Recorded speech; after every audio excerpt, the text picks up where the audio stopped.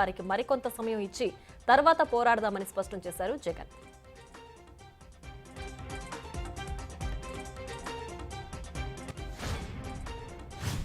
కాళేశ్వరంపై విచారణను వేగవంతం చేసింది జస్టిస్ పీసీ ఘోష్ కమిషన్. అందులో భాగంగా నీటిపారుదల శాఖ మాజీ మంత్రి హరీష్ రావుకు నోటీసులు ఇచ్చేందుకు కమిషన్ రెడీ అవుతోంది.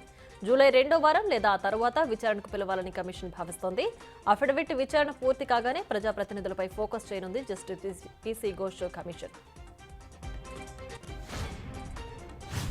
గొర్రెల స్కామ్ కేసులో కేసీఆర్ కు ఈడీ నోటీసులు ఇచ్చిందన్నారు ఎంపీ రఘునందన్ రావు. కేసీఆర్ కోసం ఈడీ అధికారులు వచ్చారని అన్నారు. కేసీఆర్, హరీష్ రావు, వెంకట్రామరెడ్డిలకు ముందుంది ముసళ్ల పండగ అంటూ రఘునందన్ రావు హెచ్చరించారు. పోక్సో కేసులో కర్ణాటక మాజీ సీఎం యడ్యూరప్పకు Bengaluru high court non bailable arrest warrant జారీ చేసింది. ఈ కేసు దర్యాప్తులో ప్రభుత్వం జాప్యం చేస్తుందంటూ నిందితుడిని అరెస్టు చేయాలంటూ బాధితురాలి సోదరుడు హైకోర్టును ఆశ్రయించాడు. తెలుగు రాష్ట్రాలకు చెందిన కేంద్ర మంత్రులు బాధ్యతలు స్వీకరించారు. విమానయాన శాఖ మంత్రిగా బాధ్యతలు స్వీకరించారు రామ్మోహన్ నాయుడు. శాస్త్రి భవన్లోని తన ఛాంబర్లో మంత్రిగా బాధ్యతలు స్వీకరించారు కిషన్ రెడ్డి. కుటుంబ సమేతంగా ప్రత్యేక పూజా కార్యక్రమాలు చేశారు.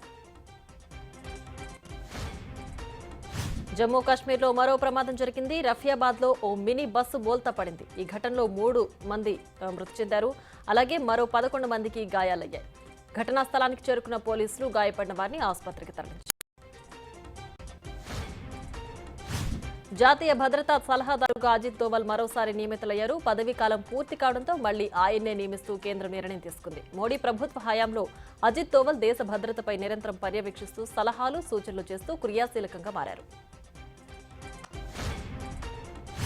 హైదరాబాద్ లో భారీ వర్షం కురిసింది. హయత్ నగర్, వనస్థలిపురం, ఎల్బీ నగర్, నాగోలు, చైతన్యపురి, గడ్డి అన్నారం, దిల్సుఖ్ నగర్, మలక్పేట్ ప్రాంతాల్లో భారీ వర్షం కురవడంతో రహదారులపైకి వరద నీరు చేరింది. లోతట్టు ప్రాంతాలు జలమయమయ్యాయి. దీంతో వాహనదారులు తీవ్ర ఇబ్బందులు ఎదుర్కొన్నారు.